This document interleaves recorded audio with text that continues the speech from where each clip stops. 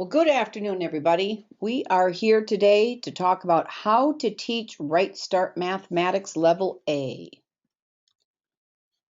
I'm Kathleen Lawler, and now you have a face and a voice to put together. I'm going to be your host today. All right, let's start out with placement guidelines. Who belongs in Level A?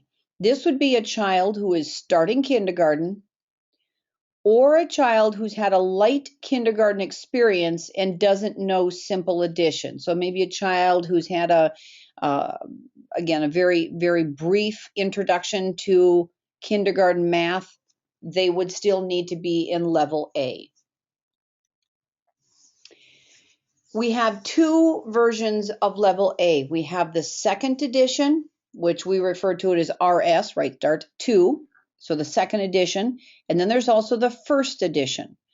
And I'm going to talk about both editions here during this presentation. So regardless if you're second edition or first edition, you'll be able to get your answers to your questions. So let's look at the second edition. What do we need to teach the second edition? You need the book bundle, which has lessons, worksheets, and the appendix pages.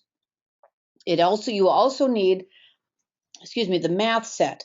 The math set will be all the manipulatives that you will be using in the entire RightStart second edition curriculum, A through F. We'll be using this math set. So you need to purchase that.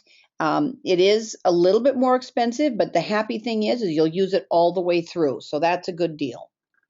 If you're going with the first edition, the manipulatives that you need are actually listed in the beginning of the book. And there's two prepackaged choices of materials. You can either go with the basic set, which is all the required materials, or you can go with the deluxe kit that has the required and the recommended kits. So here's the basic starter kit and the deluxe starter kit. Now, if you notice, there is less manipulatives used in the first edition. The second edition uses more items. All right, let's look at the objectives for Level A. We have numeration, money, place value, addition, subtraction, problem solving, geometry, time measurement, and fractions. We actually will have a quick introduction to fractions because you think about it, a little one knows, do you want a half a sandwich or a fourth of a sandwich? They know how hungry they are and they'll eat accordingly. They know the fractions. So we actually do a brief introduction to it in the end of Level A. The objectives provide the teacher with the big picture. It also allows you to see what's expected and what has been accomplished. So for example, I can put in here that this is what the child has done by the first quarter, and I can see, oh shoot, we're having a problem counting by fives. Then I know what I need to work on. It helps you see where you've been and where you're going. The next thing you're going to find in the books after the objectives is there's actually 5 pages on how this program was developed, some general thoughts on teaching mathematics, and some different things on the lessons specifically. These are very, very good, and I would like everybody to read these at least once a year, ideally maybe once every couple months, because the thing is you'll read something today, you read it, you go, oh, all right, and then you read it again in about 3 months and you go, that makes sense. So read this. This has a lot of very, very good information in there. Second edition, here's our table of contents. You'll notice that we have 132 lessons. So we're going to be doing about a lesson. We're going to do a lesson a day. There are assessments scattered throughout, and there is a final test at the end. The first edition only has 77 lessons. What we're doing with that one is we're doing one lesson over 2 days or 2 lessons a week.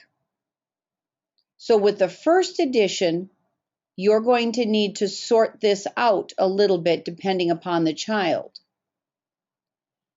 In the first edition, it also identifies which lessons have worksheets. There's a page in the first edition again that will tell you which lessons need which appendices and how many to copy. Now, in the first edition, you can also purchase the appendix package for an additional, I believe it's $10 or $12.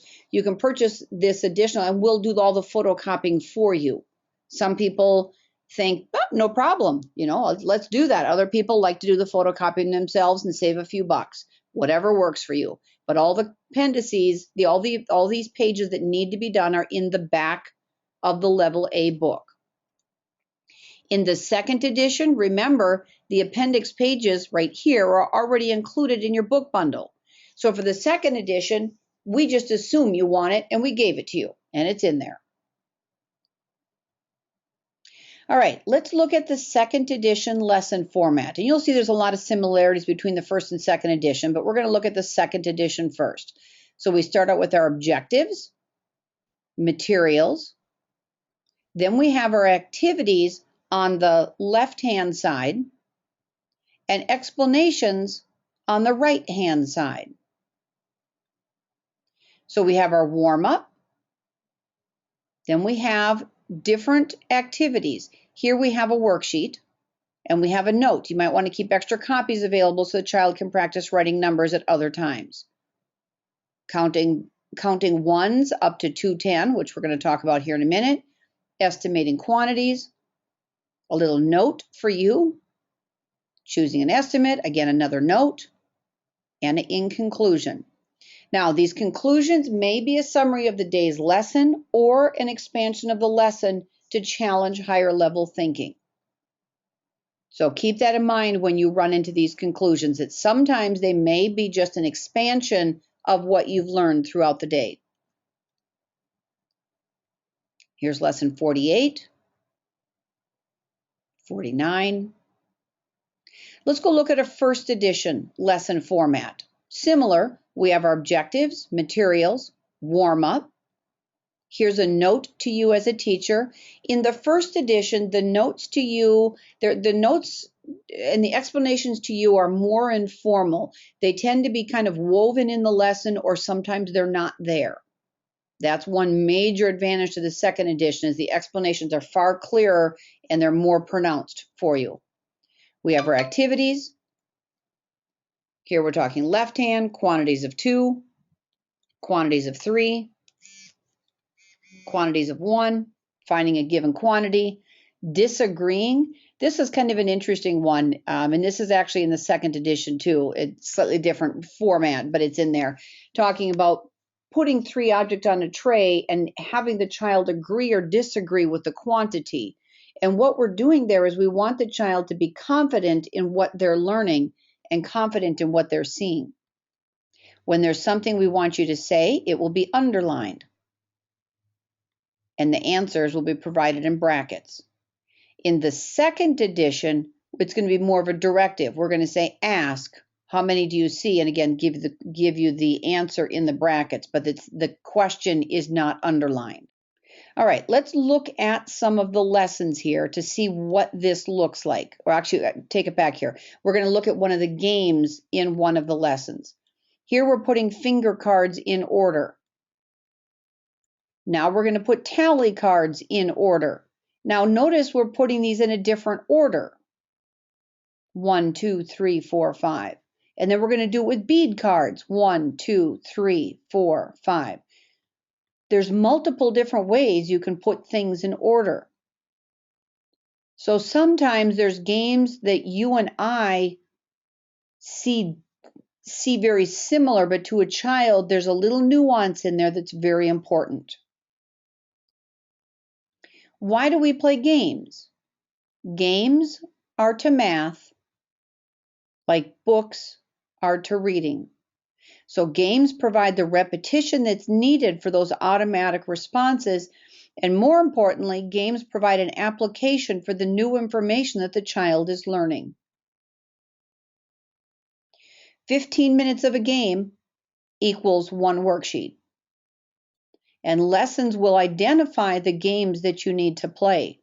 But if you want extra practice and review, you can, of course, go back and replay the curriculum games, or you can go to the Math Card Games book and find games that are similar to ones that you've been playing.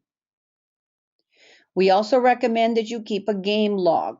Now, these are actually in the first edition worksheets, and I just the other day discovered that the second edition worksheets don't have the game logs. They should.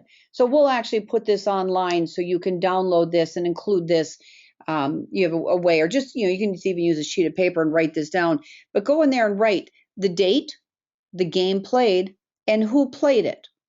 So this way you can go in and see what does the child need to work on, or what did they do really good at. So again, you can see the games that they're playing, because remember, these are like a worksheet.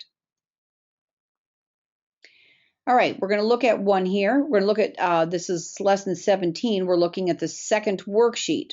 Now look at this. We're on lesson 17, but we're on our second worksheet.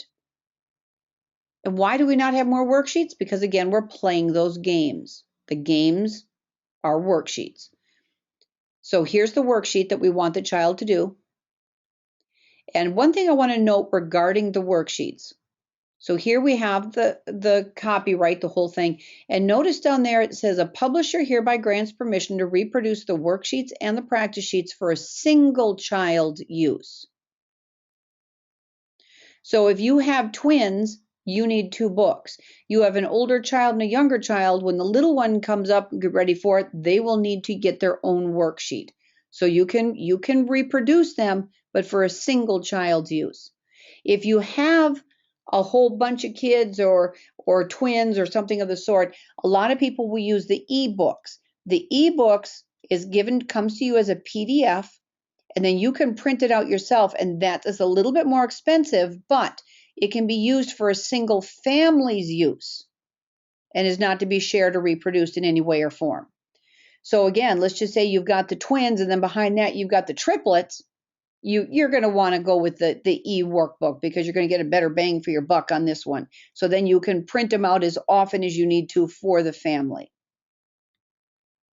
All right, so let's look at the second worksheet. This is the activities that the child is doing. They're designed to be done independently unless the lesson talks about doing them together. Sometimes they will have the first 1 or 2 will be done together with the teacher and the child, but then it'll tell you to tell the child to go do the other ones by themselves. But so they're designed to be done independently unless otherwise instructed. And keep in mind, the card games are your review and practice. Math is a written language, and these worksheets are a gentle introduction to that process. But we don't need to take that beautiful 4, 5, 6-year-old and give them, 200 pages and say, here, go do your worksheets. They'll have worksheets, but they're not going to have a whole lot.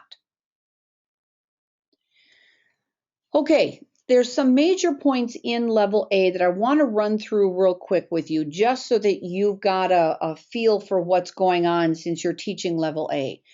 First of all, let's look at adding by counting from a child's perspective. So this is what it's going to look like if you don't understand the number system. So you guys all know the number system, so we're going to use letters instead. So A is going to be 1, B is 2, C is 3, D is 4, all the way down.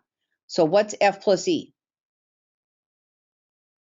Well, let me help you out here. So let's count out F counters, A, B, C, D, E, F of them. Then we have to count out E counters, A, B, C, D, E. Then we need to count them all. Now, a lot of times you tell the child, go F, G, H. Well, what do kids usually do? They do A, B, C, D, all the way up until we come up with the answer of K. So F plus E is K. This is what it looks like to a child if they don't understand it. And then you tell them, go and memorize the facts. And it's very difficult, again, if it's sheer memorization. The problem with counting is it's not natural. It takes years of practice to get good at it and proficient. It's not something that a child can do naturally. It provides a poor concept of quantity. It ignores place value. If I say 8, 9, 10, 11, 12, You don't even barely notice that I passed 10 and went into the teens. It's very error prone. My son, when he was little, counted my toes. I was keeping him busy one day. He counted my toes and I had 9. And I said, you might want to count that again, son. He was about 3 maybe at the time. And he counted again, and this time I had 11. Well, I actually have 10 toes. But again, it's very error prone. It's like if I asked you, would you please count out 30 of these? Quite frequently, we'll count it twice because we know it's error prone. It's tedious. It's time consuming. It doesn't provide an efficient way to master the facts. Oh, shoot. So if this doesn't work, if counting is not going to work, then what do? Well, we do something called subitizing. Subitizing, and this is kind of a new buzzword. You can kind of see this coming around now. I would say probably about the last 5 years, it's starting to become a little bit more mainstream. You start to see it in more educational journals and stuff. Subitizing is a quick recognition of a quantity without counting. And human babies and some animals, they've even done studies like with little chicks. Some animals can subitize small quantities at birth. So we have this natural ability to do this. Butterworth, who is a researcher, says children who can subitize perform better in mathematics. Well, shoot, I want my kids to do this. Subitizing allows the children to grasp the whole and the elements at the same time. And subitizing seems to be a necessary skill for understanding what the counting process means. So this subitizing is something we absolutely want our children to do. And this is something that the RightStart Math program, first edition and second edition, will both do. So if I would ask you, how many are here? You can see that. That's 3. Nobody had to count it. You can see it's 3. So if you were asking a child and they said 1, 2, 3, I want you to say, okay, but can you do it again without counting? Well, you can see that that's 3. So let's apply this to the abacus now. The AL abacus is the only abacus in the world that is double-sided. An abacus, by definition, is beads on a frame. It does not tell you what the value is, what the color is, how to do it, and they will vary greatly. The Chinese, the Japanese, the Russian, the Slavonic, the AL abacus, they're all different. So the AL abacus is a visual and tactile manipulative that helps the children develop mental images of quantities, strategies, and mathematical operations. All right, so let's look at one. So I would have the child say, I'd tell the child, show me 3. They showed me 3, good job. Now, can you put that on the abacus? 3, good job. Now, if the child does it this way, 1, 2, 3, again, we said, good job. Now, can you do the next row? And notice how I gave that a little nudge? I'll do that again. Give just a little nudge on that second row. Now, and I'll give it a nudge, and then I'll say, can you do the next row all in one shot? Do it all together. Well, I've already given a nudge. The answer's right there. Good. Can you do the next row? And I'm going to give it a smaller nudge. And the next row, just a wee little nudge. And the next row. Now, sometimes, not often, but every once in a while, the child's going to be thrown because the color has changed. And if that's the case, give it a little tiny nudge again. And 3, 3, 3, 3, 3. So we get confident on entering 3 on the abacus.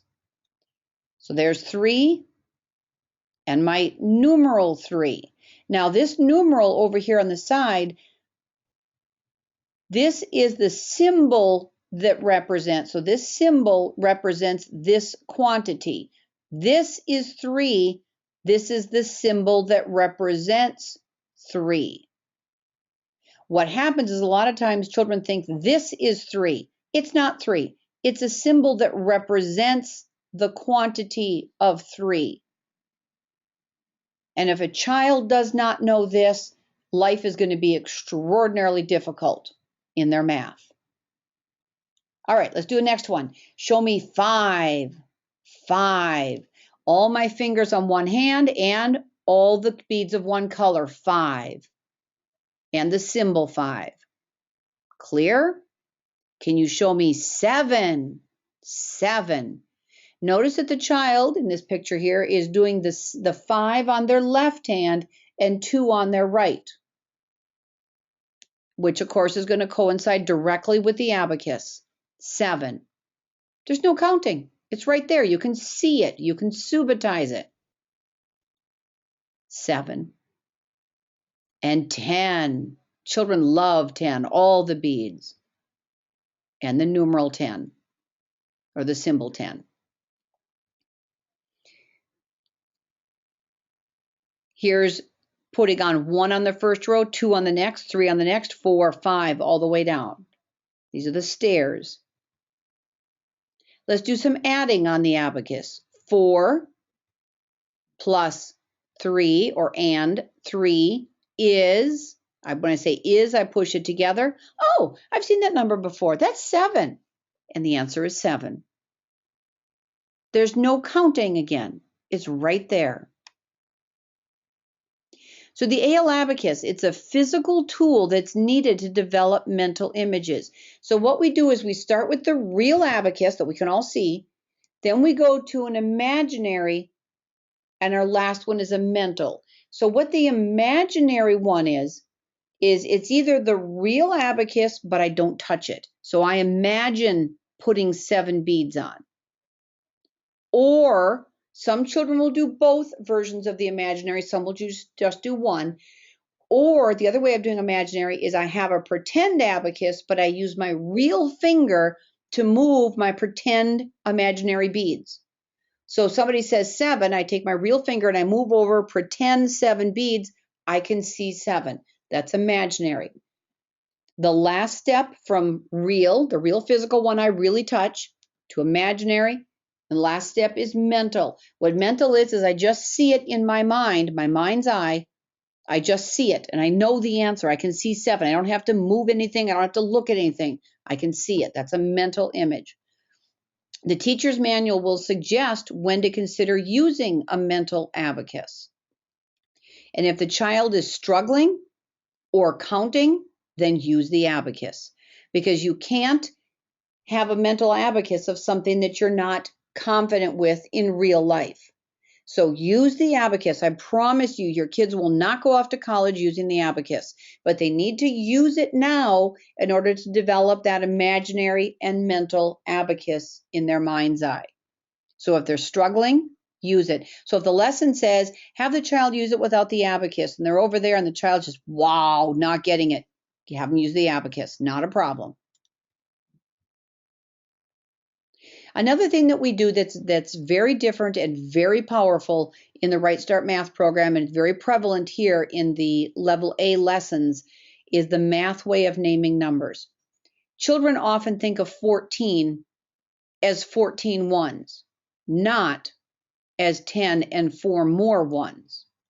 So what we want to do is use the math way of number, this pattern, this math way of saying the numbers that's needed, sorry, I got confused here. The pattern that's needed to make sense of the 10s and 1s is hidden within our language. So the math way of saying the numbers clarifies the pattern that's in there. Let me show you what I'm talking about. So if I would say 20, I'm actually going to call this number 210. 21 is 210-1. 22 is 210-2, 210-3, 210-4, 210-5, 210-6, 210-7, 210-8, 210-9, 310. 310-1. See how there's a lovely pattern in there. And we do this for 2 reasons. One is for place value. How many 10s are in 310-7? How many 10s are in 310-7? Well, obviously there's 3. But if you would just ask a child, how many 10s, just listen, how many 10s are in 37? I don't know, 30 of them? There's 7, there's 12. You can't hear it, 37. I have no idea how many 10s are in there. But if I say 310-7, 310-7, well, of course there's 3 10s there. You just said that. That's kind of like saying, what's your name, Bob? It's right in there. The other reason that we do the math way of saying the numbers is it helps the children with patterning. because we say 3,000, or excuse me, 300, 3,000, 3,000,000, 3 gazillion. Why shouldn't we say 310? Think about another way of thinking about the math way of saying the numbers is just because you think about compared to reading, just because we have a child say the alphabet, A, B, C, D, E, F, G, it doesn't teach them reading. So what do? We teach them the sounds of the letters, a, ba, ka, da. So the same thing happens here with the math way of saying the numbers. There's only 11 words needed to count to 100 the math way, whereas there's 28 in English. The Asian children learn math with the math way of saying the numbers.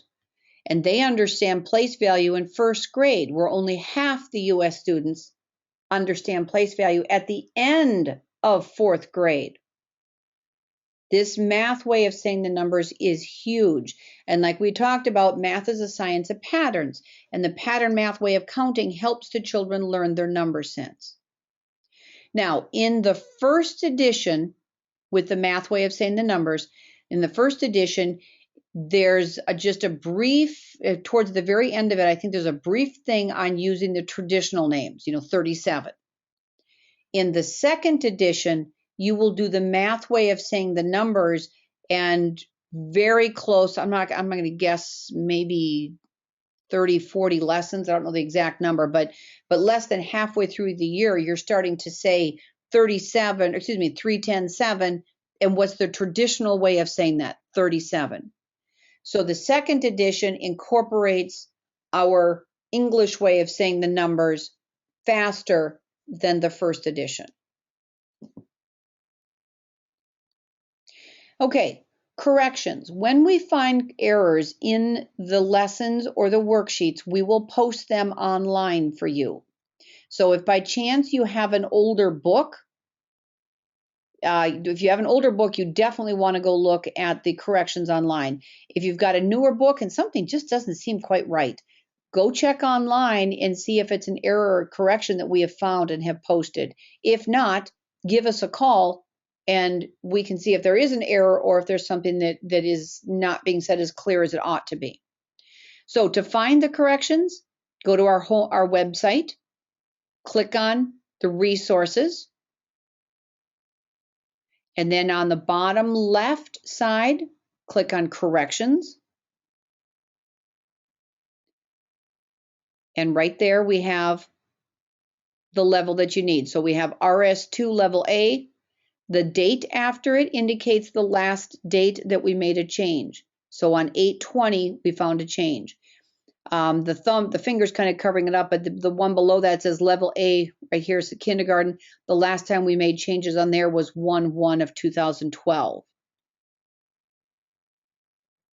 Here's what the corrections would look like. This is actually the first edition. So we've given you the lesson, the page number, the date the change was made. So you can look in the very beginning of your book on the page with the copyright information. Down at the bottom will be a month and a year.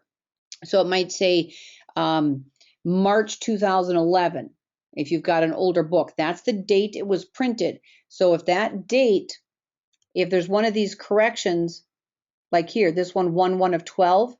So if you have a book printed in 2011, this is a change that we have found since then.